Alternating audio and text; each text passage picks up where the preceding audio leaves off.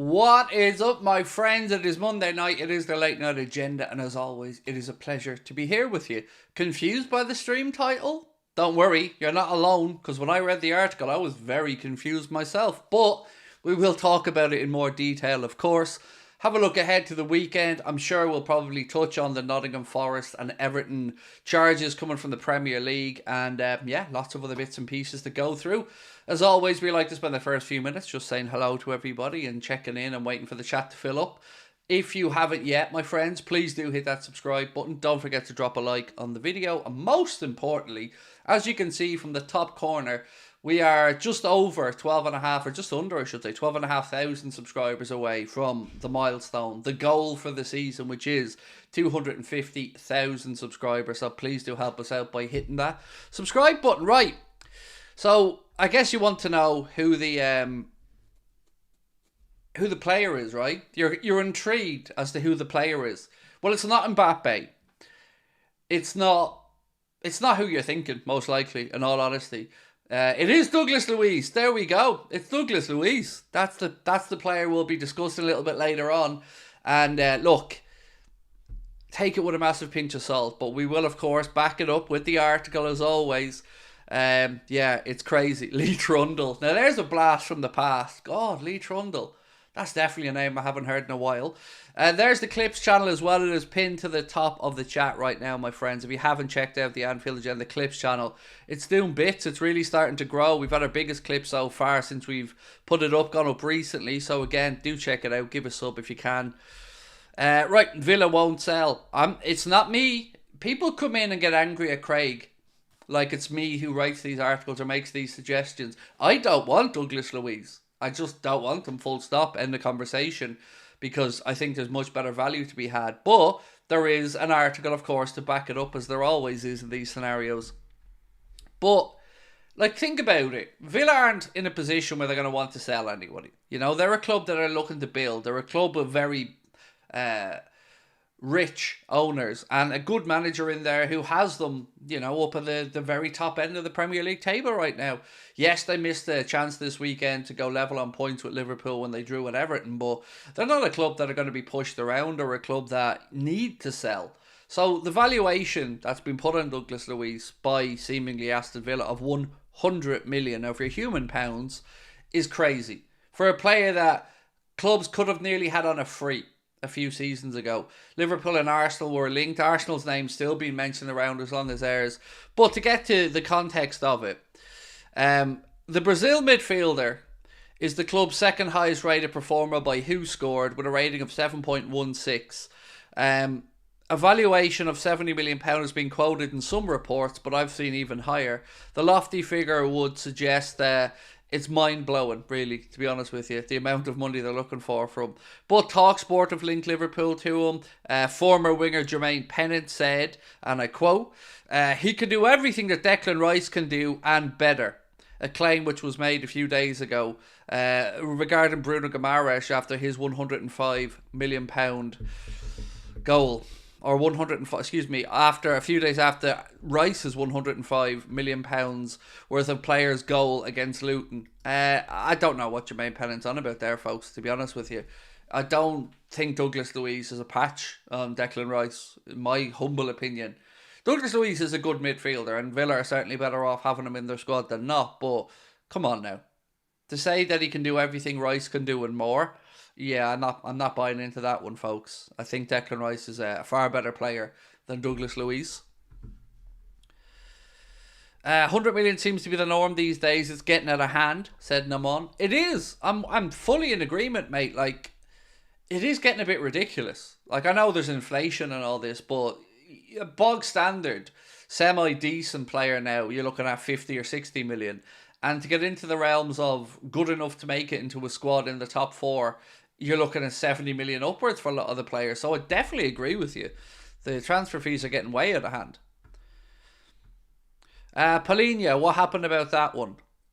Fulham haven't been able to find a buyer, basically. So Bayern Munich were thought to be coming back in for Paulinho in the winter market after the move didn't materialise in the summer. But they've changed course a little bit, and that didn't give Fulham the funds they would have needed to go and look for Andre Trinidad. So, Yeah, as of right now, it's a bit of a stalemate in the market. John McGee, thank you so much, my friend, for joining Anfield Agenda FC. Absolute superstar. Really appreciate your support.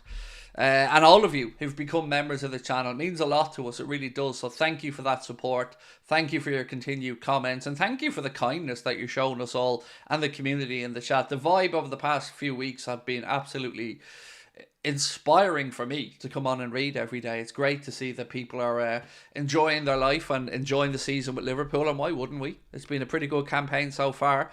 So before we get really stuck into everything, I want to revisit the whole Gary Neville nonsense, because he's going on social media now, and like when people are calling him out on his stupid comment about Spurs, he's telling people that we're very sensitive and we're all overreacting a bit. No, Gary, no, we're just sick of you talking shit. That's really what's happening, bud. It's got nothing to do with Liverpool fans being overly sensitive. It's just to do with you being deluded more than anything, Gary. In all fairness, mate. You know, it's a stupid statement that he knew when he said it was going to provoke a reaction. And I have nothing but respect for Spurs. And I like the way Ange Postecoglou was his team playing. But you don't need to take my word for it. The bookies' word for it is a little bit different. So shall we have a look and see what the bookies think about, well, the race for the title? So going off what Gary Neville has said, Spurs being able to potentially finish above Liverpool and Arsenal, you would expect to see that reflected in the bookies' odds for the Premier League title winners, right? Well, they have Manchester City as huge favourites to win the Premier League, 3-5 on, according to the bookies. Liverpool are the next best place to win it at 3-1. And then Arsenal coming in third place at 8-1. So common sense would dictate that if Spurs were going to finish above Liverpool or Arsenal, it would be reflected in the odds for them to win the Premier League. Well, Liverpool are 3-1, remember, and Arsenal are 8-1. Do you know what Spurs are to win the Premier League? 33-1. So even the bookies are having none of Gary Neville's nonsense. The odds reflect it. It's a long shot for a reason. And there's a reason that Liverpool and Arsenal are the ones being spoken about as potential title challengers, because they're the most likely to do it, because they've got the better squads. Liverpool have the muscle memory of what it takes to go head-to-head with Manchester City, and Arsenal have been building slowly over the past couple of seasons with Arteta, adding some really good players into their squad, and still have to, in my opinion, make that final step to show that they can really last the pace for the entire season. He just talks so much rubbish. And when he's not talking rubbish, he feels like he has the right to talk for everybody else about football and how it's governed and what's going wrong at Manchester United and what Manchester United should be doing on this and blah, blah, blah, blah. Stop it, Gary. Just stop it, mate. Concentrate on Salford, who by all accounts aren't having a very good season. So I'd have a look at that before talking about, you know, Spurs maybe finishing ahead of Arsenal and Liverpool. Oh, by the way, United weren't even mentioned in this, just to keep them in context. They weren't even mentioned with the prices there of who could win the league. He's trying to suggest we will blow up. Well, the thing is, Mark, right? Who was that? Mark Canavan. Thank you, Mark. The thing is, buddy, we've had a pretty tough start to the campaign ourselves with regards to the away fixtures we've played. You know, we've already been to St. James's. We've been to the Etihad. We've been to Spurs Gaff. We're about to go to Arsenal in a couple of weeks' time. And we've had Brighton away. And we've also had a load of injuries. And he's talking about James Maddison coming back, Son coming back, and, you know, forgetting that Liverpool currently have Andy Robertson out, Joel Matip out, Kostas Tsimikas out, Trent Alexander-Arnold out. Alexander-Arnold, okay, maybe not valid in this conversation because he's only missed a couple of weeks. Dominic Szoboszlai's been out. It's not like Diogo Jota was out. It's not like we haven't had our fair share or more of injuries this season. So, if anything, I think we're going to get stronger in the second half of the season. And historically, we do. We have a much better second half. So, I know everybody's fearful of Manchester City and Kevin De Bruyne coming back. And I get it. That's understandable. But it's also important to point out that we have Thiago out. We have Bajcetic out. Added to the other names that I've mentioned. We're going to be stronger and we're going to have a bigger squad to rotate in the second half of the season. Now, on Twitter, Gary Neville tried to make out like it was because Spurs don't have any other competitions to be in. Well, duh, Gary. And there's a reason for that, bud. Because they're not very good. So there you go. But it was back, by the way. An even more ludicrous comment came from Jamie Redknapp. And again, nothing against Jamie Redknapp, but Jamie Redknapp seems to believe that Spurs should forget about Champions League football and focus on winning the FA Cup. Huh? I get it, Spurs need a trophy, but you try having that conversation with Daniel Levy and see how you get on. Hey Daniel, yeah, just a little word here. It's Ange here, buddy, just in case you didn't realise from the very thick Australian accent. It's Ange here.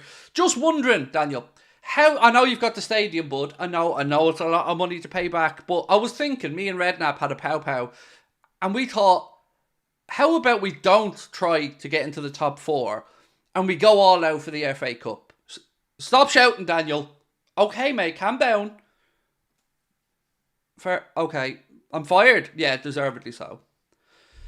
Pundits, professional pundits, ladies and gentlemen, paid a lot of money to give these little nuggets of insight that us mere mortals couldn't really come up with. But there you go. The problem is City will not get anything after all this. I don't know what's going to happen with Man City. I really don't. It's a very complex situation. But I read, as you know, I love to read through the comment sections of The Athletic and The Echo and all these other sites. It's just to get a gauge on how people are feeling. And there was a really good point raised by somebody in The Athletic comments. So The Athletic put out their article around the charges at Nottingham Forest and Everton. And I was reading them through, and I have to be honest, I never really thought about this. So they talk about Everton and Forest at least opening up the books and at least, admitting that there might be a case to answer and making it easier for those to investigate. But the reason I'm waffling on about this is the person that made the comment also made a very good point about Manchester City, that because they have denied it non-stop, dragged it out, made it very difficult to find the information, if they're found guilty, their punishment should be multiples because they obstructed at every juncture. They denied it at every juncture. They claimed their innocence at every juncture. So their punishment should fit that. How many times have you guys looked at, I don't know, any court case, and you've got a situation where somebody cops to what they've done wrong. Somebody admits to a charge of assault or stealing or whatever it is, and leniency is showed because it speeds up the investigation. It doesn't take away precious police resources and stuff like that. And there are mitigating circumstances. But when they don't, when they claim their innocence all the way through, they're usually given a stiffer sentence because of that. So you'd imagine the same would apply to the Manchester City scenario. If they are proven guilty, then they're going to have to face up to it because, as I said, they've denied it all the way through. I have a feeling City won't be as badly charged as they deserve. I honestly don't know. It's impossible to guess because it is just that. It's guessing. But The Athletic put out EO to say expect it to be probably a year at the earliest before Manchester City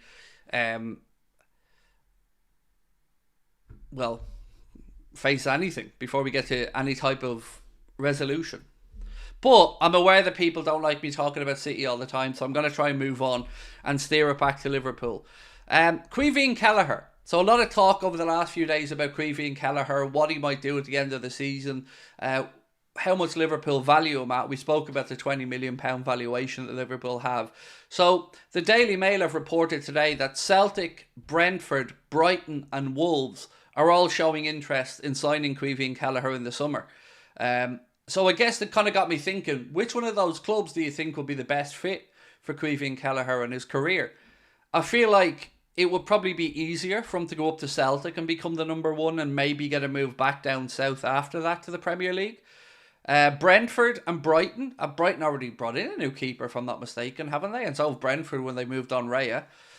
So yeah, look, all fine clubs, Brentford, Brighton, Wolves. If I'm Caoimhín Kelleher and those options come up to me, I'm either looking at Celtic or Brentford, most likely, as the two that I think would be a good fit for Kelleher to go and play. Our own Anfield Agenda, Mr. Conor Crosby, I think it is, seems to believe Wolves would be a good fit. And look, there has been a good Irish connection at Wolves over the years, definitely. Great to have been here for 3 months. Love you, Craig, said Eric Klassen. Right back at you, my man. Thank you. It's been great to have you for 3 months with us as a member, and appreciate your very kind comments, sir. Thank you. Have you seen that we're looking at the Sunderland goalkeeper? Yes, Alex. We spoke about it yesterday, mate. Pattinson, is that his name? I don't know too much about the kid. I haven't really watched them, so I did ask yesterday if he's worth us looking at, and the few people in the chat who did watch a bit of Sunderland have said that they think he's a good keeper and could understand why Liverpool were looking at him. I won't lie to you, I've not seen anything of him. So there is a poll at the top of the chat now asking you guys, where would you like to see Kelleher playing? Where do you think is a good fit for him? So Celtic, Wolves, Brighton, Brentford are your options. So feel free to have at it. We'll leave that poll running for a while. Awesome show. Keep up the amazing work. Thank you, Lee. It feels weird when people say a show, because a show makes me feel like I'm sitting here with like scripts done out and stuff like that. I just have my notes and I rely on you guys to steer me the way you want to talk. Well, whatever way you want the conversation to go, that's where we go. Negro said, KDB is back. As a City fan, it warms my heart to know you guys will once again finish second to us. Who did you used to support, mate? I take it was probably Chelsea, right? Before you became a City fan. And look, I've nothing but respect for Kevin De Bruyne. He's a wonderful footballer, probably the best midfielder alongside Gerrard, in my opinion, to ever grace the Premier League. But imagine spending money to try and banter, and your banter to be just poor. I mean, thanks for the fiver, mate. I know you City lads are flush, so appreciate it. But look, I don't know what's going to happen with the league, but I know if there is anybody for you to be afraid of, it'll be us. Your manager is already scared shitless of us, and that's understandable because he's got a better manager on the other side than Jurgen Klopp. Emma, thank you, my friend, for gifting 5 Anfield Agenda memberships. Very kind of you. They have gone to Alan Garcia, to Dark Elixir, I think it is, to Stephen O'Sullivan, to Helux, and to... Where's the other one gone? I don't see who got the other one, Emma, but thank you. Anyway, Emma, you're very kind. We can't let Kelleher go because we're going to be stuck with Adrian. No, we won't be letting him go and not bringing in somebody. We most likely will be bringing in somebody to be the number 2. And don't you worry, man, I will have a one-man protest if they even try that Adrian nonsense. No, don't worry. I'll be outside there, placard, down with this sort of stuff. No way we're having Adrian as number 2.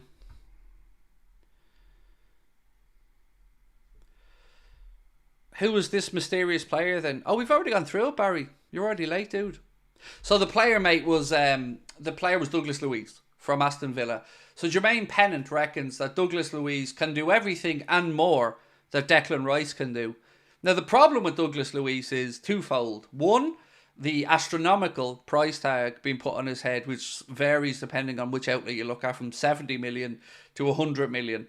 And also, Aston Villa don't want to sell, won't want to sell, don't need to sell, because he signed a new contract not so long ago, maybe a year ago, maybe a year and a half ago. So, you know, it's nonsense. But the laughing point of it all was, I think, the comparison from Pennant to say that he can do everything Rice can do and more. No, he can't. Rice is a better player. And Aston Villa have their man in Douglas Luiz. If Liverpool paid 70 or 100 million pounds for Douglas Luiz, I would probably cry. Not because I don't think he could do a job, but because it would be absolutely way over the odds of what the dude's worth, in my humble opinion. What do I think of Trafford? The keeper, look, he's still got a bit of filling out to do, but he looks like a wonderful goalkeeper. He's a brilliant shot stopper. Will definitely stay at the top level for the rest of his career, I've no doubt. He looks like the real deal. He came through the Manchester City Academy, right? Do you have any news on Lenny Yoro from Lille? Yes, there was some stories doing the rounds about Lenny Yoro. Let me just grab the information. So, Liverpool have joined the race to sign promising Lille's Lenny Yoro, 18 years of age, who could become the most expensive defender in Ligue 1 history this summer. And that comes from Get French Football News. So, look, we have been linked to Lenny Yoro for a little while. We spoke about him on the channel a couple of times.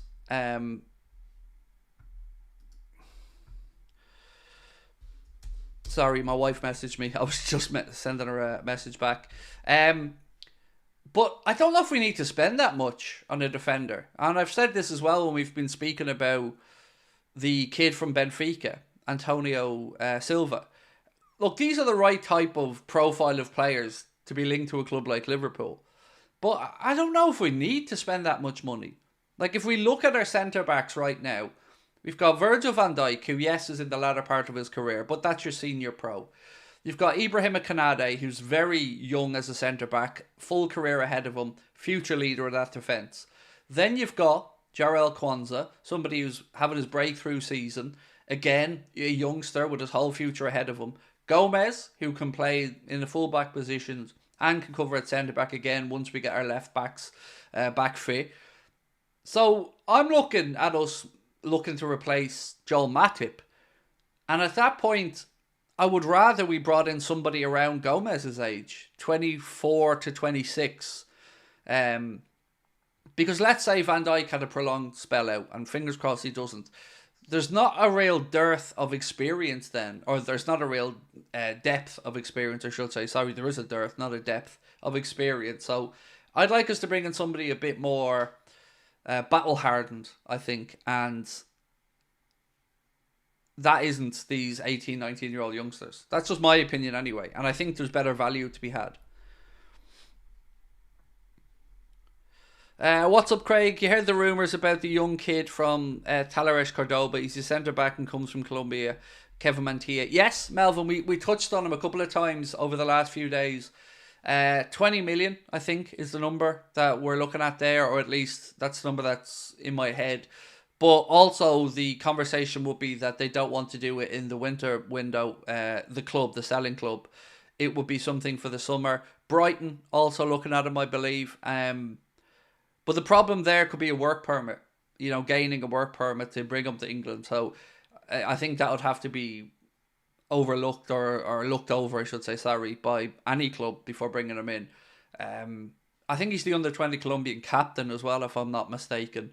So again, good profile, right age bracket for bringing through, but not really somebody for the here and now. And I think that's what we need, because remember, we're trying to replace Joel Matip, who was a wealth of experience. So yeah, I don't know if this is going to be the right fit. What do you think? Do you think we should be bringing in a younger centre-back or somebody in their mid-20s, let's say? I think we just need to have that bit of experience.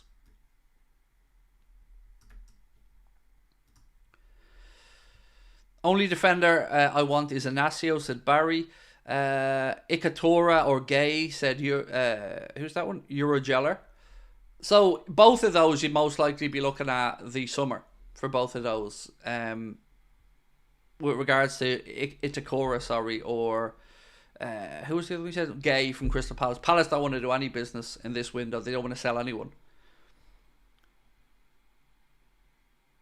So the Anfield Buzz, Mark just sent me this, which is a social media account, has said Thiago has earned approximately 7.2 million since his last performance or his last appearance for Liverpool. That's scary to think about, right? That Thiago's made over 7 million quid since he last kicked a football for Liverpool. Also, there is a report today that says Liverpool have no intention of extending Thiago Alcantara's contract beyond the end of this season when it's up, which is the right decision. Whatever we think about Thiago, extending him would be just stupidity on the money he's on. Basically, haven't been able to see the dude for, since April, and 7 million quid ago. Maybe 26 or 27-year-old, said Padraig, with regards to the centre-back.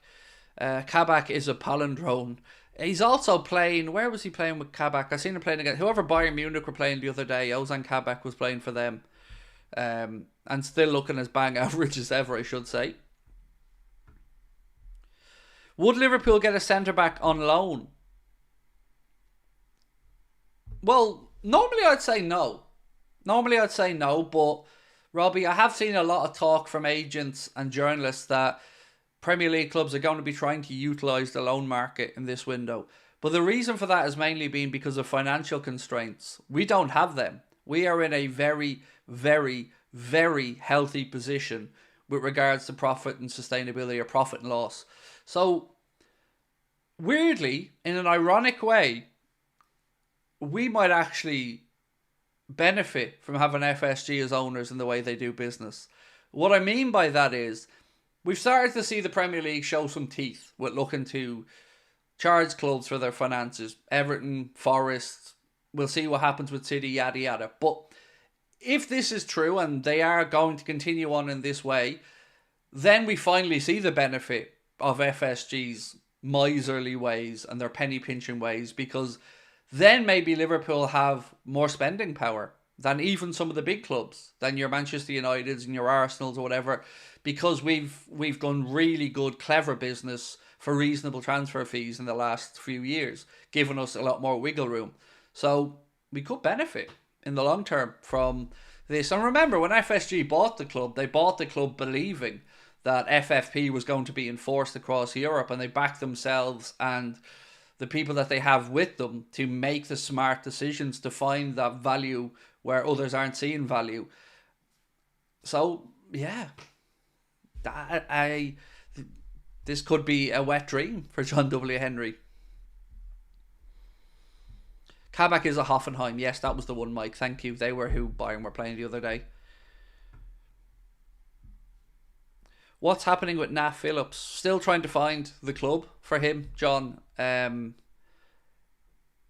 don't know if Liverpool are going to keep him for the remainder of the season. I don't think we should.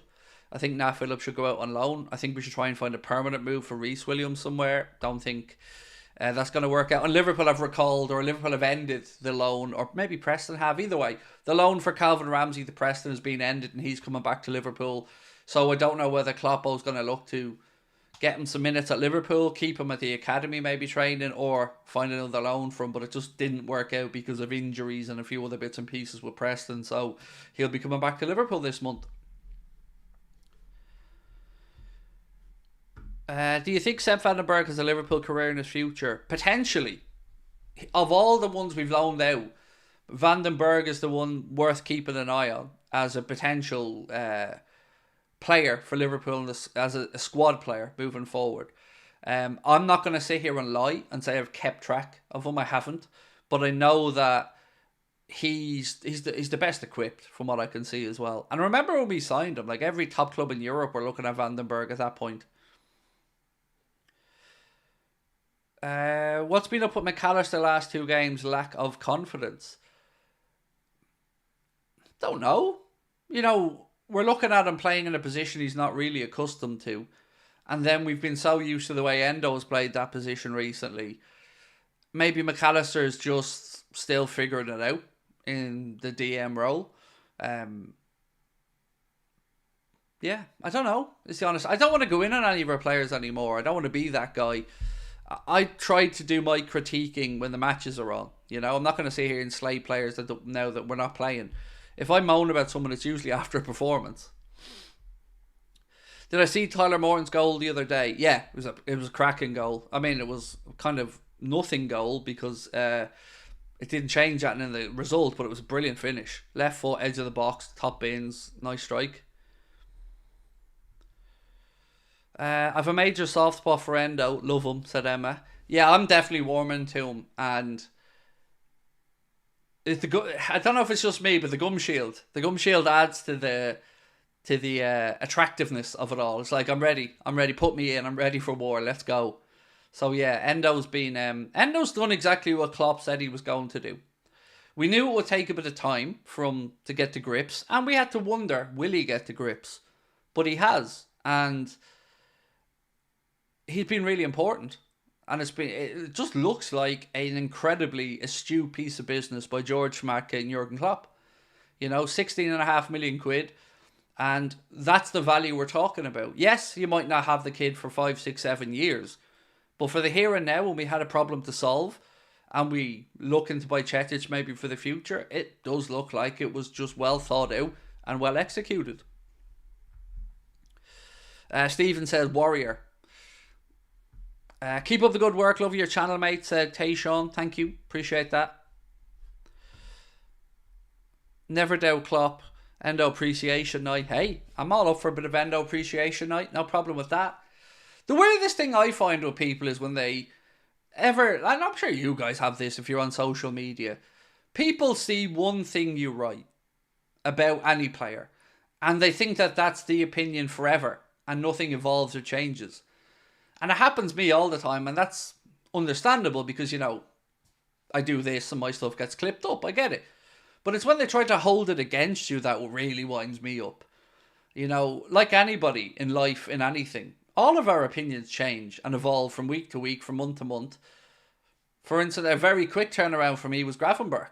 Very unsure when we signed him, but very quickly realised how unfounded those fears were and that it looks like we've got a good player in our hands. Curtis Jones, most of us, or anybody with a brain, would have looked at Curtis Jones in the last 2 years and gone, don't know about Jones making it longer term. But then, the end of last season and carried on into this season, Curtis Jones looks like night and day from that player. So surely it's logical for us to go, oh, well, we're wrong on him. Fair play. Like, because if you didn't admit these things, you just have an agenda, and that's where it gets nasty for me. Who's the player better than Declan Rice? It's Douglas Luiz. And it ain't my opinion, so don't go in on me. It was Jermaine Pennant speaking. He said that Douglas Luiz can do everything that Declan Rice can do and more. No, he can't. Good player, though. Good player. It's an understatement to say that Endo will silence the haters. Yeah. But those haters are more from the outside. Because Liverpool fans were rightly unsure. It's understandable. When you're being linked to Moise Caicedo and you've had 150 million quid bid put in and you're losing to Chelsea and then we go and sign Endo, it's normal for people to be sceptical, you know, because most of us didn't know much about Endo. You've got the AIDS thing and the price and you're just thinking, have we cheaped out again? But to be fair to most Liverpool fans, very quickly they started to see what Klopp and George Matka seen, and the progression with Endo has been clear for all to see. But there's always that group of people that whenever somebody comes to Liverpool, they're written off immediately. And that's opposition clubs fans. They try to undermine all of our signings and all of our players. Szoboszlai was a squad player from Leipzig, I heard, when he was coming in. And it doesn't matter who we bring in. Even if these same people were pleading publicly for that player to go to their club, their opinion changes once they come to Liverpool. And I don't know about you guys, but I love that. I love, because it tells us they're worried. They look at the player and they go, oh, he's terrible. Nah, you're worried. You're worried because you know we usually get it right in the market. And if Klopp says this dude is going to be this, it might take a while, but most likely he's going to be exactly what Klopp said he's going to be. I love that. I only knew him from Danny Aaron's, said Padraig Quinn. I didn't know him at all. I'd never heard of Endo before Liverpool signed him. I can't say I've watched Stuttgart much. So yeah, I was late to the party for the Endo Appreciation Society.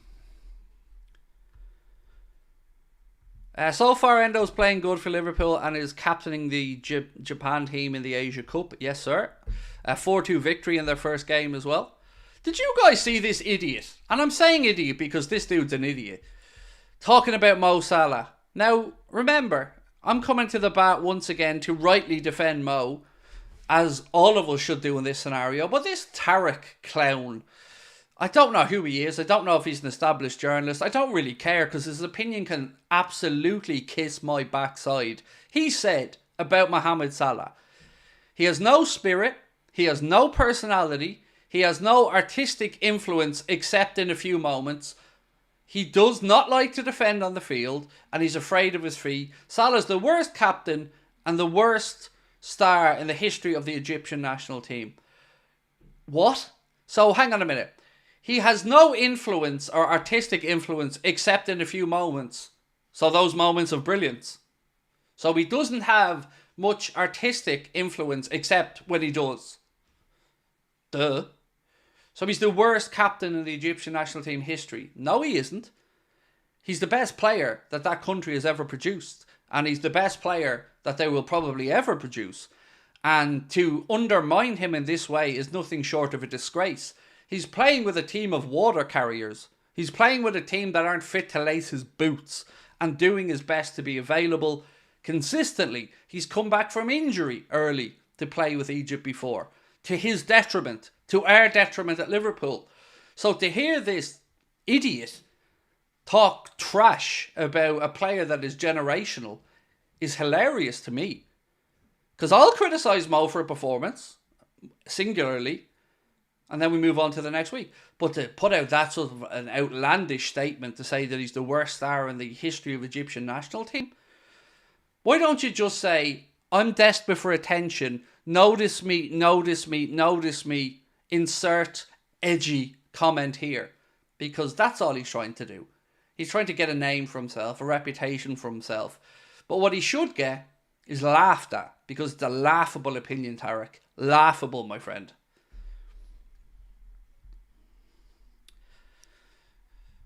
Salah's top 5 Premier League players of all time, on a par with Neymar. I don't like him compared to Neymar, because Salah's everything Neymar isn't, i.e. rational, a good human being, not overly fond of a sister. Don't know if Salah even has a sister, to be fair. And a good humanitarian, a good person, a good father. I don't want him compared to idiots like Neymar.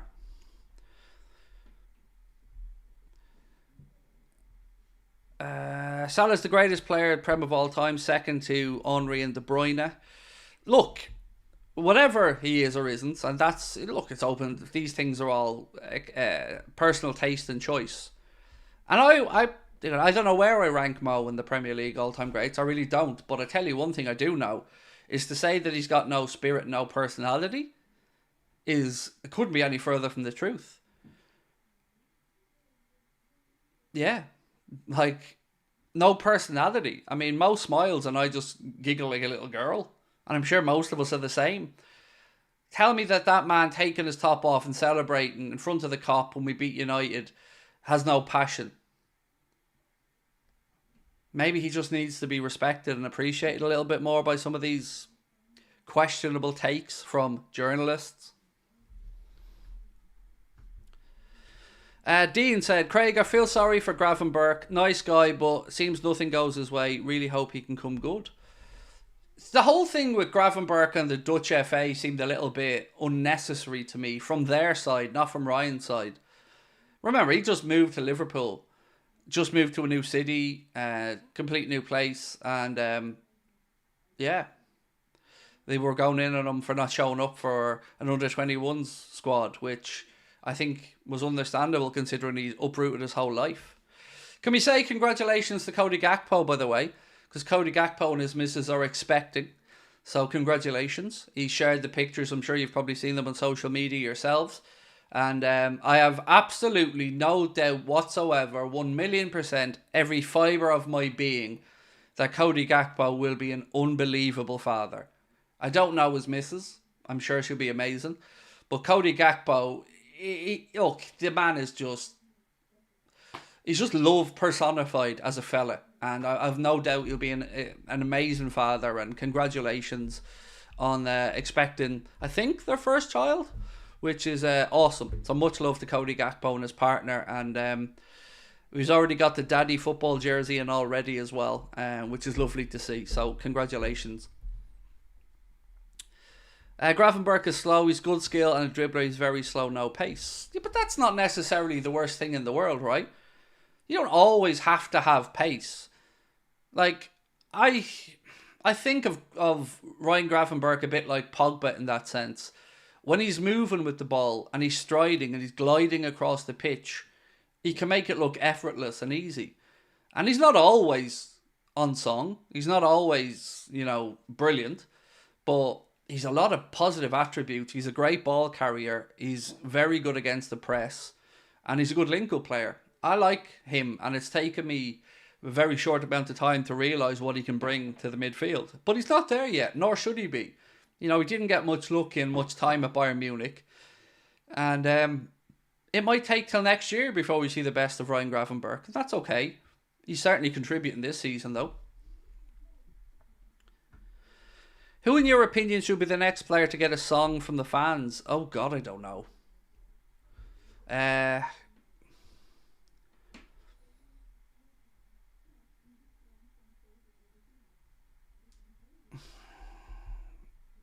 Kwanzaa?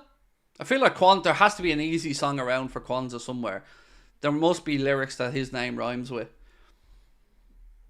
When's the Bournemouth preview? Oh, it's usually a couple of days before the game. So I think if my memory's right, I'm going to record it on Friday. Saturday's my day off. So it'll be going out on Saturday, I would say. So for tomorrow, I'm at my psychologist tomorrow, so there won't be a 4 p.m. stream. I'm hoping to get a video out before I go, and then it'll be a live stream at 8:30 when we come back. So just a heads up for tomorrow in case anybody's wondering why there isn't a 4 o'clock stream. I'll be at the doctor, so won't be back until 7. I think the cop decides who gets a song. No, I decide.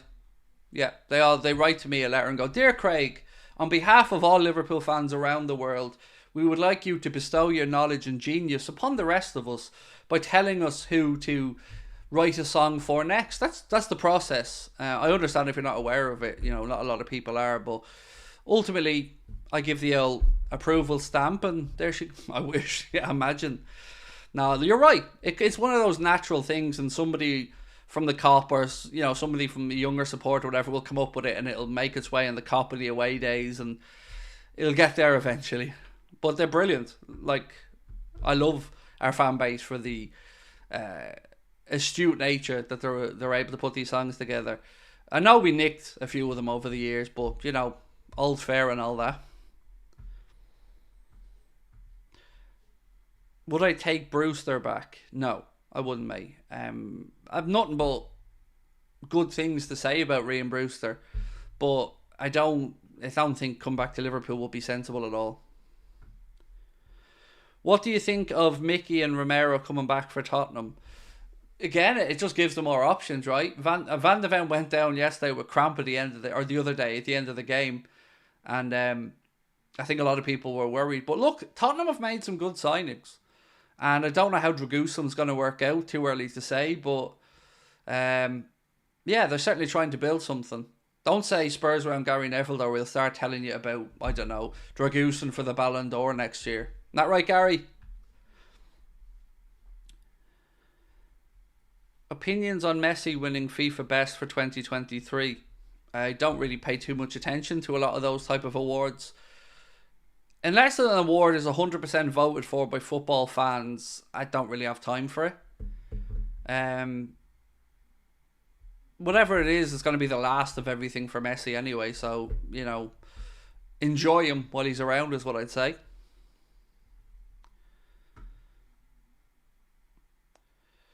With Timo, he has an assist against Man United. Yeah. Did you guys see as well, actually, what's his name? Max Eberl has signed on at Bayern. So he'll become a new board member at FC Bayern. It's gotten the go-ahead as expected. Florian Plettenberg spoke about that. Chelsea, considering an approach for Bobby Firmino. We touched on that in the earlier stream, but I'd love your take on that. Surely Firmino won't go to Chelsea. I mean, he's got to know, right? He knows. Bobby knows what's up. He'll know not to go to Chelsea, surely. You're better than Chelsea, Bobby. They don't deserve you, mate. They don't deserve you. So, Mark Ogden of ESPN, somebody who I think is a good journalist, and I enjoy watching him. I enjoy watching Miguel Delaney and a few others on the Sky Sports Back Pages show. He said that Liverpool are indeed interested in signing Michael Olise in the summer. Now, I guess the question I'd like to pose to you guys is, do you think, regardless of what happens with Mohamed Salah's contract situation, that Liverpool should be looking to press ahead to sign Olise anyway? Because I do. No matter what happens with Mo, I still think signing Olise or looking to try and sign him makes sense. Other clubs on the hunt for Olise, Manchester United, Chelsea could come back in, of course, having had an offer turned down by the player last summer. So, for me, I like him. If he can go through the rest of it. And do you know what? I'm also okay with it being in the summer. because I want to see the second half of the season. I want to see the injury side of the second half of the season with him, because he's a really exciting player. Who do you think's the most overrated player in the Prem? Ooh, I'll get to that in a minute. Let me think on it for a minute. Elise is class, says Frederick. Defo said O'Or. Would you see Trent being a penalty taker? McAllister, for me, if he's on the pitch, would be my penalty taker. Yeah, that would be who I would have taken penalty if he's on the pitch. If he's not on the pitch, Soboslai, perhaps. Trent could certainly hit one, no problem there. Brett Young said yes for Elise. Yes for John Power. Any news on the Robbo injury? There won't be any. The players, I think, are off for a few days anyway. So, Robbo, I'm penciling in my head in the Arsenal game on February the 4th as the one likely to get Robbo back. Yeah, so, sorry, just want to check in on something. Yeah, so for me, that's what I'm looking at. Overrated player. It depends who we're talking about. Like, who overrates them? Because if we say Rashford as an example, loads of United fans don't really rate Rashford, so I don't know who it is that is rating him, if you get me.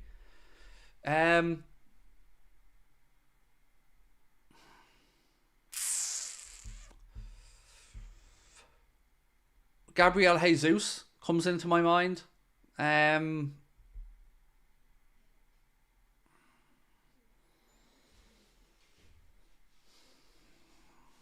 Grealish. Even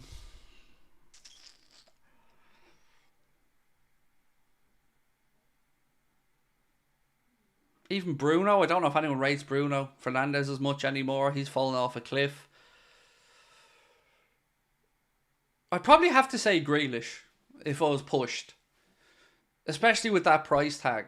Like, imagine being Jack Grealish away at Newcastle, losing the game, and your manager wants to make a change from the bench, and he wants to bring on a wide player, and you're sitting there rubbing your hands together being Grealish thinking, here we go, sign me up, I'm ready to go in, put me in, Pep. No, sit down you, I want the youngster Bob. I want him, because you £100 million flop, can sit your ass on that bench and continue picking up those splinters because you just don't have a kid. You just don't have the end product required. So that's probably where I'd go with it. So people are saying Anthony. I like to give people a bit longer in the league before writing them off completely like that. But he was sick days before Pep wanted a fresh player. I don't care. Verge was sick and he played. He's just, I don't get it with Grealish. I've never gotten the comparisons. Like, I went on the kickoff once and there was talk of a comparison about Beckham. I was just sitting back going, what? Grealish can do some good stuff. I'm not trying to say Jack Grealish is not a good football player. But I never understood how he would fit in at Manchester City. Like, he gets kicked so much and fouled so much that it's a lot of stop-start nature when you've got him playing. Someone else said Saka. I think Saka's going through maybe a bit of a lull in his play, but I think Saka will come good. But giving him that contract was crazy. 350 grand a week already for Saka? That would worry me if I was an Arsenal fan, because where does it go from there? Mudryk, now that's probably the answer, to be fair. But no, who rates Mudryk? See, the conversation was who's the most overrated, not who's the biggest waste of money. And I don't know anyone that really rates Mudryk. And I still stand over this comment, by the way. I think if Mudryk went to Arsenal, he would be a different player now. I don't think he would be getting the grief he's getting, because I think he would have been better in that Arsenal squad.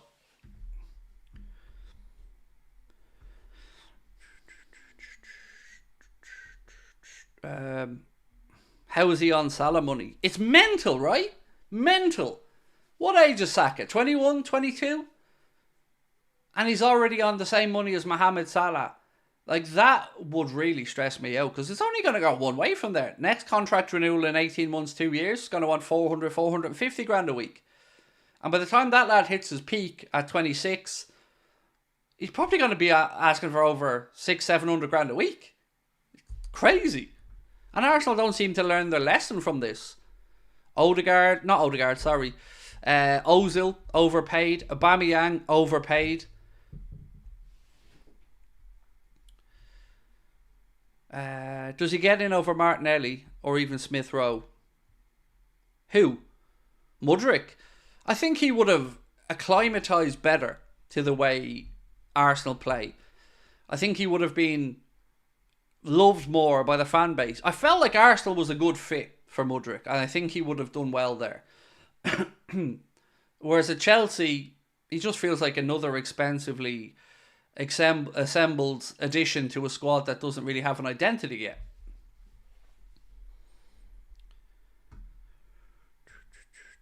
Garnacho, bloke is bang average, said Tom. I think Garnacho's alright, you know.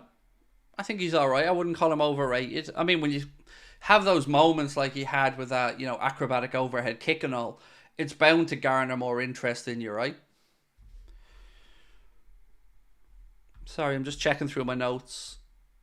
My wife trying to cook me, by the way. One sec.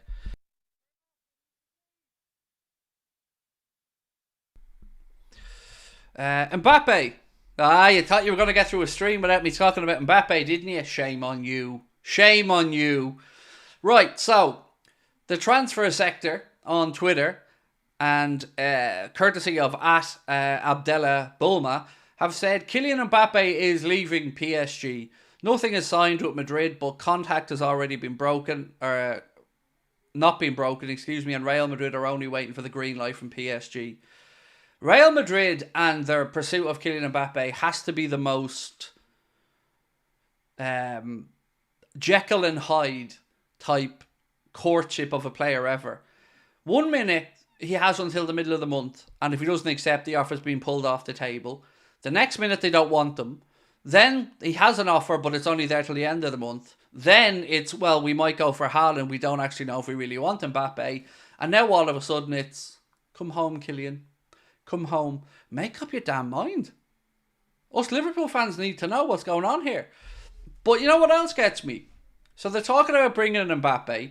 So then you've got Mbappe, Vinny Jr., Rodrigo, Jude Bellingham, all these players on really high sums of money. Talking about bringing in the kid from Bayern Munich then, Alphonso Davies. Then their fans are getting ahead of themselves thinking they're about to sign Trent Alexander-Arnold as well because he replied to a Bellingham message. The entitlement is real. And again, where's all this money come from? Because La Liga's on its knees.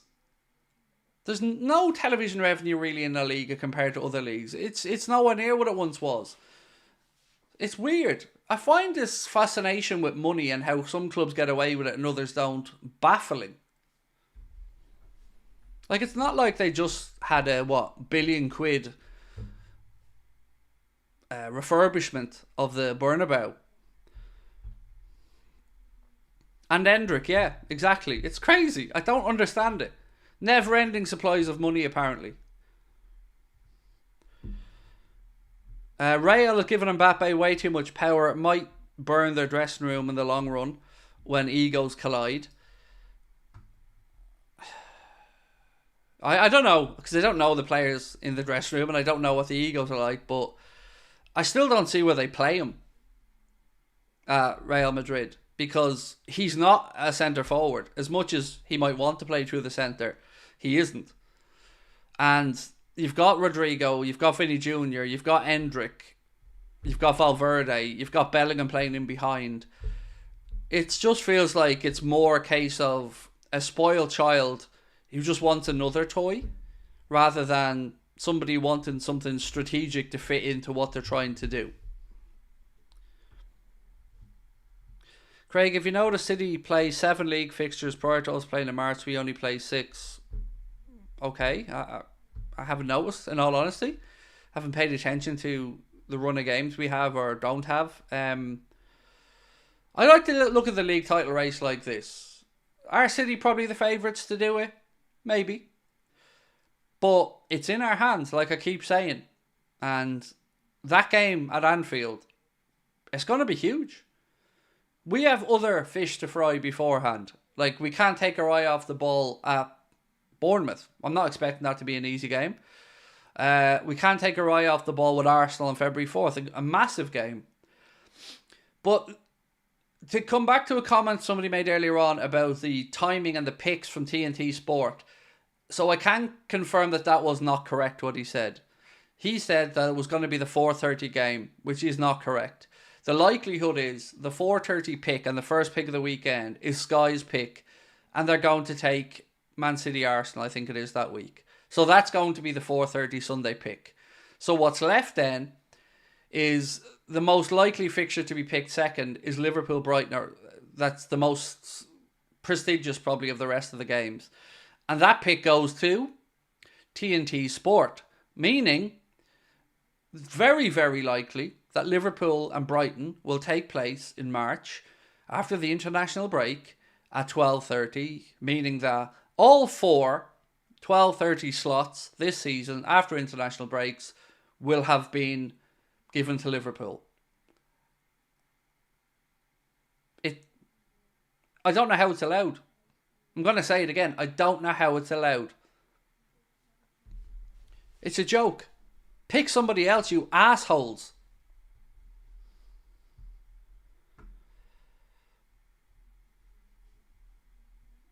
Who's got more potential, Darwin or Gakpo? 100% Darwin. 100%, not even close. Gakpo is a great player, but the potential that boy has, that Darwin Núñez has, if he puts everything together, oh my God, it's frighteningly good.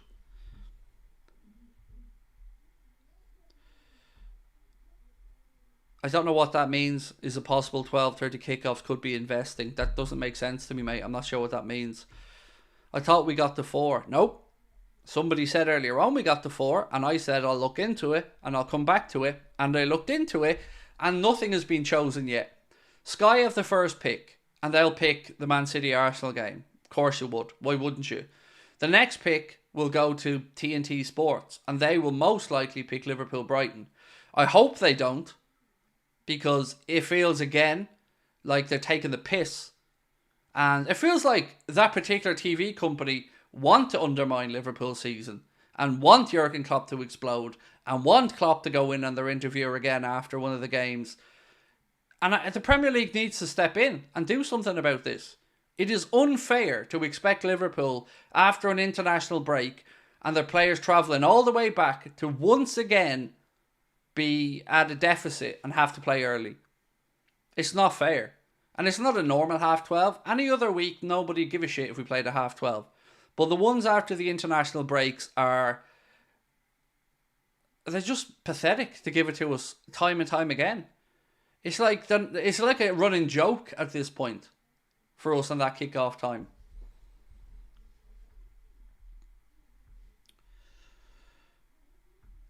It's crazy to think broadcasters can have an influence on a title race. Yes, and it's crazy, or even more crazy to think that the Premier League can't or won't do anything about it. Like, they need to do something. Because, like, we'll just get told we're moaning again by everyone. But, like, put any other club in this position. Put Guardiola in this position and see what he says. Put Arteta in this position. Put Ten Hag in this position. Any manager with a brain cell would rightly complain about it if they had every single half-12 after an international break given to them. Of course they're going to complain, because it's ridiculous.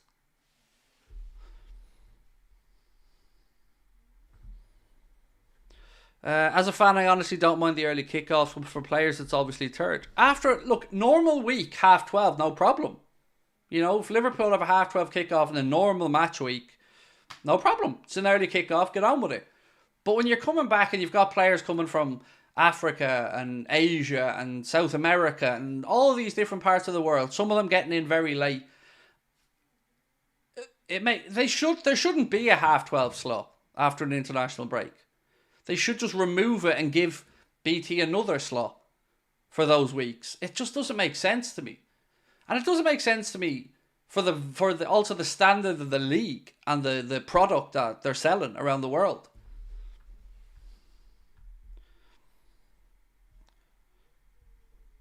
Do TNT not have an 8 kickoff that would be better suited for all? Brighton fans would have to get up to Liverpool at 12:30. Harsh on them as well. Absolutely. Yes. Look, we look at this through a Liverpool eyes, but you're right. Brighton fans would have a nightmare as well getting all the way up. It's a fair point. Thank you for raising it. It is a fair point. What's this one? Again, what I said earlier on, it is confirmed now that Calvin Ramsey has returned to Liverpool after his loan spell at Preston was brought to an end. I don't know what will happen next with Calvin, whether he'll go out on loan or whether he'll stay at Liverpool for the remainder of the season. What's this one? Okay, sorry, I'm just reading back through some notes. So, again, for people coming in wondering about the stream title, I'll give you a bit more information on it now. This article from Football Insider said Liverpool could be set to do battle with Barcelona in a race for coveted midfielder who's been deemed superior to Declan Rice in the eyes of Jermaine Pennant. Football Insider reported that Liverpool are prepared to go head-to-head with La Liga champions for Douglas Luiz, although any prospective scoop might be next summer rather than in the current window. I feel like, again, this is the third window in a row we've been linked to him. Arsenal have been linked to him quite a bit as well. There's much better value out there. So let's not go head-to-head with Barca. Let's just let Barca have a pop at him and see if they can get him. Are you saying Salah and Endo will be back with the Bournemouth game? Me? Didn't say anything even close to that, mate. Sorry. No, they won't be back. Of course they won't be back. They won't be back till their respective countries either win or are knocked out of the competitions they're playing in. And it definitely won't be by Sunday, considering they both just played one game in the competition yet. So no, mate, they won't be back by the Bournemouth game. Neither of them. There is a chance for Szoboszlai, but I'm sure we'll get more information on that as the week goes on, if he's fully recovered or if he needs to just sit this one out. Andre ? Said Stephen. It's gone so quiet, mate. You know, since the Fulham deal kind of fell through for Andre, there's been articles talking about him, but the articles have been more so a suggestion that they could be stuck with him. You know, his agents are apparently getting a little bit worried that the offers that they thought were going to be forthcoming in the winter window haven't yet materialised. And I don't know why that is. Any news on Thiago? Yes, the news that he's going to be leaving Liverpool in the summer, that Liverpool aren't going to be renewing, that's right. Liverpool aren't going to be renewing his contract that ends in the summer.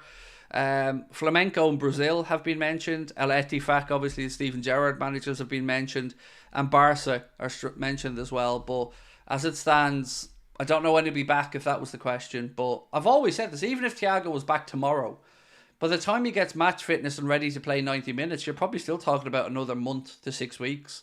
So I don't see him having much of an influence this season at all for us, in all honesty. And I'm okay with that because we've enough midfielders and enough players to look to the future. What about Trent? No, Babu, he definitely won't be available for this game. I like to think that Robbo and Trent, and this is just my own guess, mate, are probably more so the Arsenal game. That's the one I'd be looking at for Trent. I hope he can get back for it. So Trent will miss the Bournemouth game. Trent will miss the second leg against Fulham, and he'll miss the game against Chelsea. And probably the FA Cup tie as well, actually, when we play the winner of the Norwich and Bristol replay.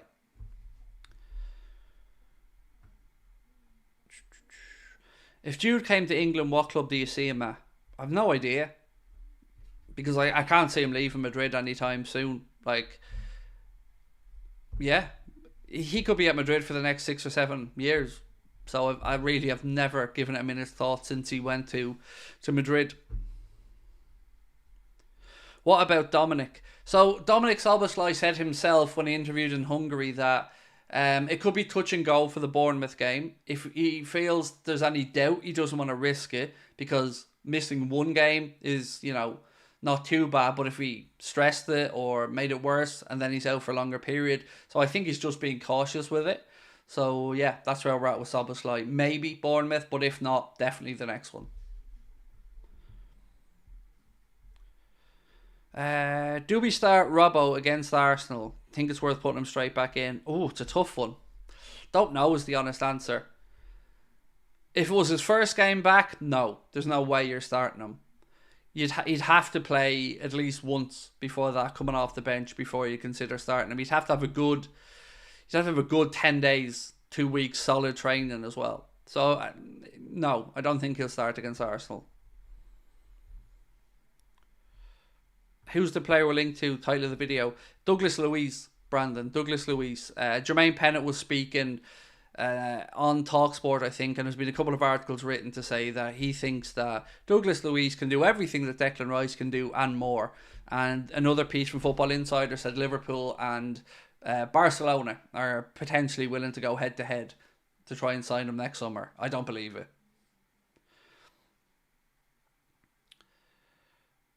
Thiago hates Liverpool, to be honest. Nah, he doesn't. And if you hated a club, why would you cry at a cup final when you had to pull up injured?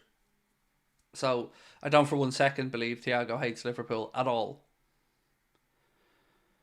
Have I talked about Mbappe? Yeah, only from the point of view that there was an article that said he's 100% leaving PSG. Other than that, no, we haven't really talked about him too much.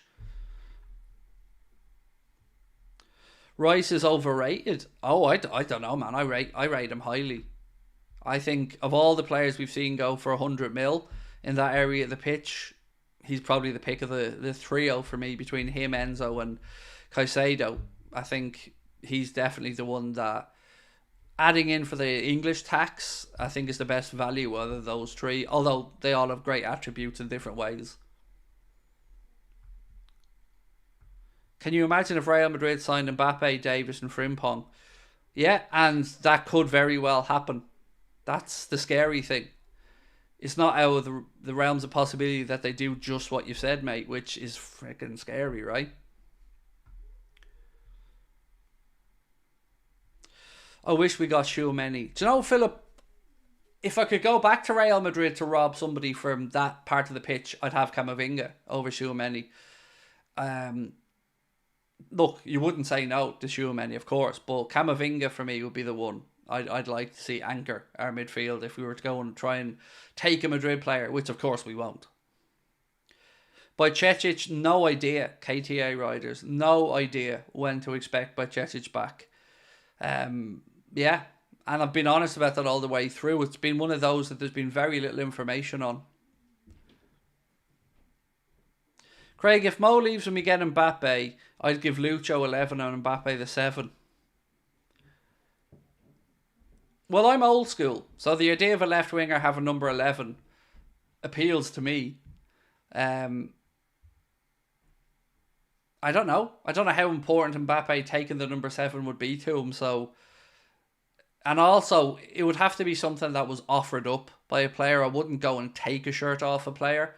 You know, if it happened, and God, how great would it be? And Diaz said, you know, bro, if you want the number 7, no problem. Then fair enough. But I certainly, if I'm Jurgen Klopp, wouldn't be going, here, you, give me that shirt. Nah, it's his jersey. Out of our next 10 games, how many do you think see us winning realistically? The fact that you think I know off the top of my head what the next 10 games for Liverpool are, I mean, you're giving me way too much credit there, buddy. I don't. 5 games? Okay, I'll give you the 5, but I think we beat Bournemouth, although it won't be easy. I think we draw with Fulham and go through in the League Cup. I think we win rather comfortably the FA Cup game. I think we beat Chelsea, but narrowly at Anfield. And then Arsenal, I think, if I'm not mistaken, is the one after that. Oh, I feel like I need to know the officials before I feel confident giving any type of prediction. I need to know who's going to ref before we talk about going to the Emirates.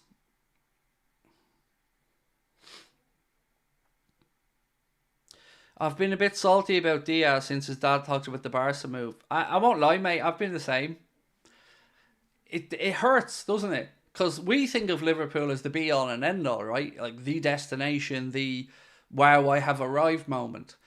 But I guess coming from South America like that, it's not unusual to look at La Liga as, the league they probably grew up watching because of the cultural similarities, the language similarities. I think it was just misplaced and poor timing by his dad, but it is what it is. The family have been through so much that I'm not going to add to their headaches, but I won't lie, I'm kind of with you in the little saltiness.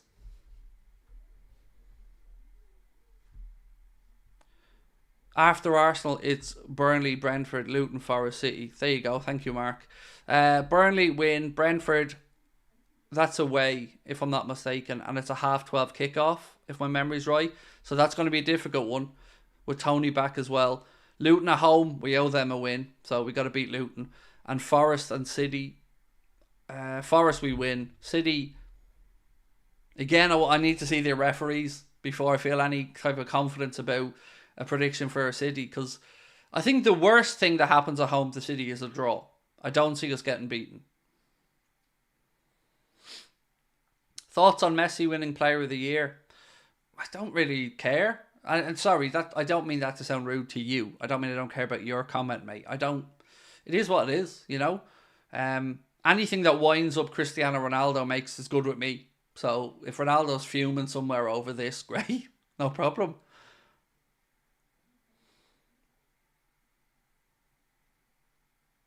It's Lucho's form that's bugging me, said Martin. I think he's looked a bit better in recent weeks. I'd like to see him get more time on the right-hand side while Mo's away, and let Darwin or Gakpo play on the left with Diogo through the centre. That's what I'd like to see. Well, we have a spot to fill on the right, because Mo's at the AFCON. I genuinely think we'll lose one game max for the rest of the season in the league. It's hard to predict, if you just multiply the second half of the season by the first, someone could win this league title with mid 80 points, and that feels low compared to what we've seen in recent years, where we've seen 99s, 100, 97, ridiculous points tally. So to even think of somebody winning it in the mid 80s feels alien to us because of what we've seen in recent years. I think, though, I don't buy into this belief that City are just going to walk through everyone for the second half of the season. That's assuming everything still goes right for them, and Haaland doesn't maybe have another injury, or De Bruyne doesn't pick up another injury. I think they're going to have to manage De Bruyne, because he was picking up injuries before this big long injury. So I'm not as willing to just roll over and give up as so many others are. Look at our squad. Look at our situation. We're better in the second half of the season. We're getting loads of players back from injury. If you talk to any of us Liverpool fans, we'll probably say that we haven't played our best football yet this season, not on a consistent basis, but we're still there at the top of the league. So that's a good omen.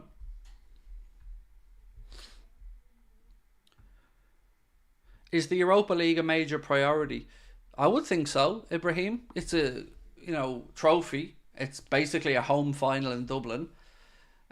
We don't have to play in this round coming up, the playoff round, because we won our group. Neither do Leverkusen, but there's a playoff round now before we play again, and that the teams that came second in the groups playing the teams that came down from the Champions League, third place finishes. So I think, yeah, it's a priority, but the Premier League has to be the priority. You'd have to say, if you pick a trophy right now to win and it was only one, you take the Premier League. A Joe Gomez goal will play a vital part in Liverpool win the league. I'd love it to be the case, Coach Bill. I'd love that to be the case, mate. I don't get this Gomez saying he doesn't understand why people are talking about it more now. Surely he does. It's because he's cutting in from the left onto his right foot. He's getting better options to shoot. But yeah, I'd love a Gomez goal. Even a header. I'd take a header. Any updates on Ederson's injury? I can honestly say, Cody, I haven't looked at all. Yeah, I haven't looked. I don't care. That as little reading or watching as I can do for that club, I'm better for it. I despise them, pal. Absolutely everything about that tin pot oil rich Wigan. Just no.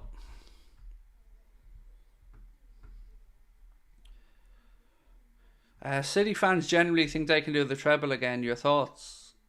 Well, they could. I agree. They could. Look in the Champions League. Them or Madrid, maybe Bayern. You'd have to say the winner's likely going to come from one of those three. Premier League, yeah, you can see them having an argument as to why they could win the Premier League. Whatever we think about how the race is going to go, we can't say that there's not a chance they're going to win the league. And then in the Cup, who have they got again? Spurs in the FA Cup, was it? I know there was two ties, Villa and somebody, and City and Spurs, I think it was. So they could do it. I hope they don't for the good of football, but you never know. Do you see Gakpo developing into a better player? Yeah, of course. You know, he's still young. Same with Gravenberch. Same with Szoboszlai. You know, we're judging them at high levels because they've played at high levels, but they will get better. And the more they play together, the more these little partnerships and little trios develop around the pitch, the better it's just going to be overall. You know, they'll have a second sense of where these players are without even looking. So, yeah, I love that our team is growing together, developing together, and getting experience together. I just feel like we're ahead of track this season. Whatever happens with the league, I didn't expect us to be in this position. I thought we'd finish somewhere between second and fourth. Probably third was probably a realistic hope. But all the credit needs to go to Klopp for me, because I think in the last few weeks, his changes and tweaks have been the deciding factors in games where maybe it wasn't going the right way for us. And obviously, he's brought in another group of players who buy into the mentality of never know when you're beaten and playing till the final whistle and playing, not rolling over and giving up. And that's a beautiful DNA to have in a group of players. So, yeah, it's exciting times.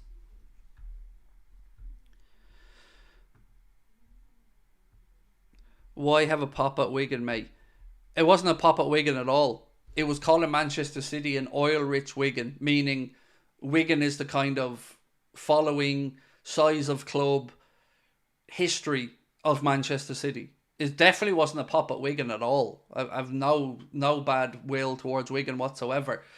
And it's also geographically not a million miles away, if you get me. So that's all I meant by that. It was definitely just 100% meant as a pop at Manchester City and nothing against Wigan. I've nothing but respect for Wigan.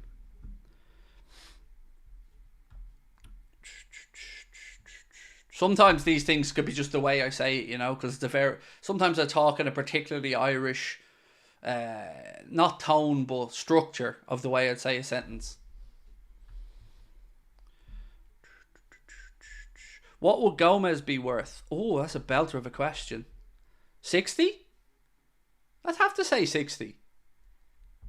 Because as well as Joe Gomez being experienced at such a young age, because 26 is still relatively young, he's a wealth of experience at every level, can play in a back three, can play as a full back, can play as a centre back. I'd say 60 is about right.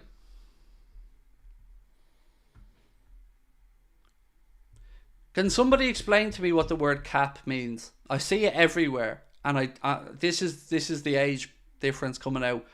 What does cap mean when people say it? No cap or whatever. I don't understand what that means. I see it written everywhere, and I've never got it.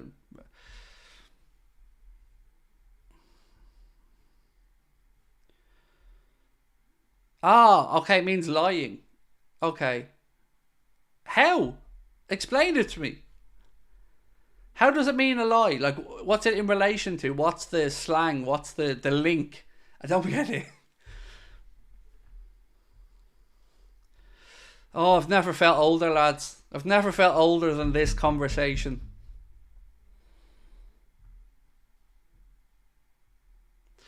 Means lying, lad. Don't worry. Yes. So I often see comments that go like something nice about Craig, no cap, and I'm just like, thank you for the comment, but what's the cap part? And I was too embarrassed to ask my daughter. So yeah, I thought I'd ask you guys because, you know, there's already people watching that think I'm a boomer, so that's all right. But does anyone know where it came from, like, or what the correlation with cap and lies is? Because, you know, usually you'd have a bit of slang or slander, whether it's a dialect from a specific area that's just reinvented, but I'm lost as to how it means anything. Do you rate Botman? Yes. Sven Botman's a fine centre-back. Right, so question for you. Newcastle. There's been lots of chatter that Newcastle may have to sell a player. So if you were Liverpool's manager and Newcastle were looking to cash in, who would you buy?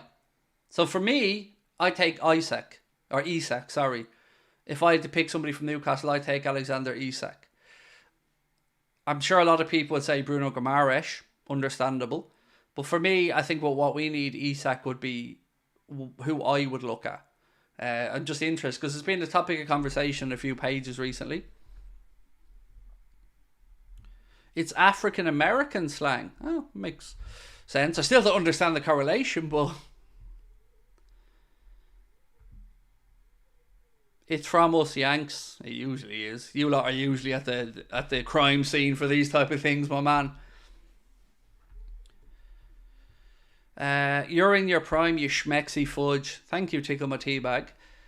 So, this is what I feel like. On the outside, I might look young and fresh, but on the inside, I feel old. Very old. Favourite Liverpool player this season so far? Alisson. Joelinton brings physicality to our midfield. He has done bits in that midfield. He's a warrior for sure. Isak, Tonali. Tonali's a good shout, and I'm going to be honest, I forgot about Tonali a little bit. Yeah, I forgot that he existed in the Newcastle squad because of obviously the betting stuff. Yeah, Tonali could be a good shout. Still think I'll stick with Isak though. But Tonali is a good shout. Botman in there from Iron Fighter 1997. Buy a Liverpool top. I have Liverpool clothes, mate. Loads of them. But since we've moved to Nike, I refuse to pay the overinflated price for them. And I don't like a lot of the stuff from Nike. You know, if you look back to the time we had New Balance, you'll see me wearing loads of stuff. Liverpool hoodies, polo shirts, jerseys. When we moved to Nike, I don't know. I just haven't felt the connection.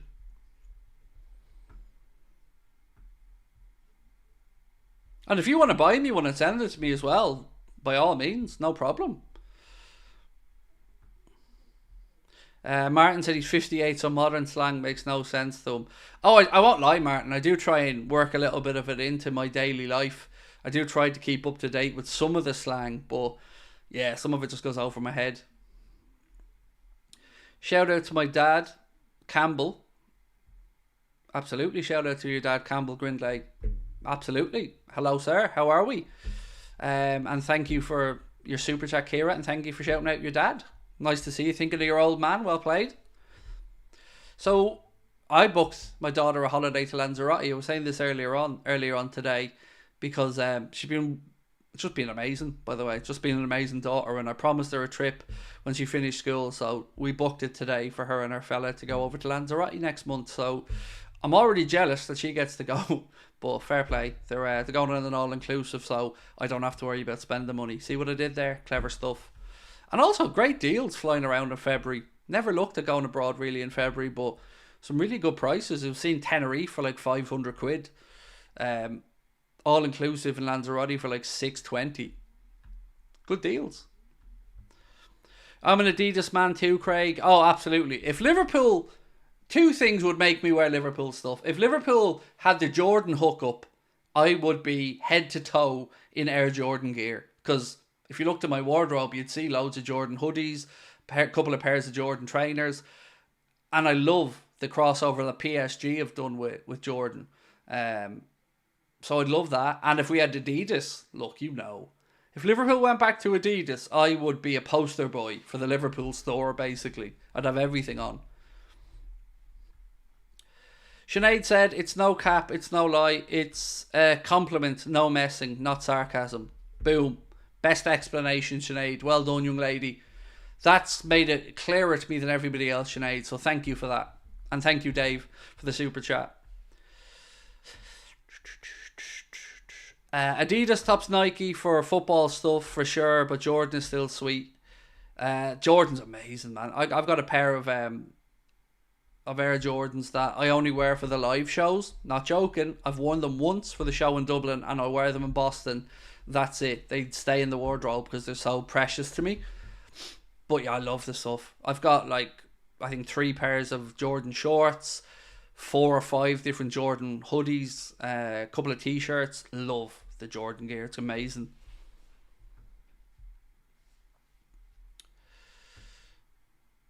I'm late, please tell me what happened. Right, so for anybody coming in and wondering about the stream title, it stems from 2 things. One, a comment from Jermaine Pennant on TalkSport, and an article from Football Insider. So the article from Football Insider said that Liverpool and Barcelona are looking to go head to head for a player who was described as better than the £105 million Declan Rice by Jermaine Pennant. That player is ... Douglas Luiz. I know. You're probably feeling rather disappointed right now, Sarah, and the other people who've written late, right? I don't blame you. It's a weird one, but don't blame me for it. Sometimes, do I like to bait you guys sometimes with a little bit of sarcastic humour? Yeah. I'd rather do that than clickbait. So sometimes I do bait you a little. No, I think we've got their number. It was really hard to gauge anything from the opening game with them in the season because you're away from home, everyone's still settling in, and it was a real game of 2 halves. I felt like we were the better team in the first half, they came back second half. But I think we'll beat them at Anfield because we're just more galvanised than they are, and yeah, I just think we beat them.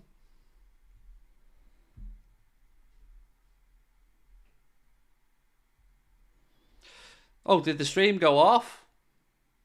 Still coming through okay at my end. But yeah, it's not showing it's gone off at my end. It's still coming through fine for me. Usually I get a yellow warning when the stream goes offline. But yeah, it's not popped up for me at all, sorry. Anyway, gotta wind it down anyway, folks, because, you know, it's 90 minutes long. We've been on this since 8:30 anyway, so feels like as good a time as any to say goodnight to everybody. So remember, tomorrow there will be a video coming out, but there won't be a live stream till 8:30 because I'm at the psychologist tomorrow and I won't be home till about 7. So I will see you guys then. There's a couple of videos gone up today on Top of the League. Adam did a stream earlier on. But most importantly, if you can just subscribe to that Clips channel, that would mean the world to us, folks. The link is at the top of the live chat. We're going to be putting out lots of content on there, shorter form stuff, funny moments, all that thing, all the stuff you'd expect on a Clips channel. So link top of the chat and in the description. Appreciate your support. I will chat to you guys tomorrow. Have a wonderful evening, and if you're watching the NFL later, enjoy it. I will chat to you then. Take care. Bye bye.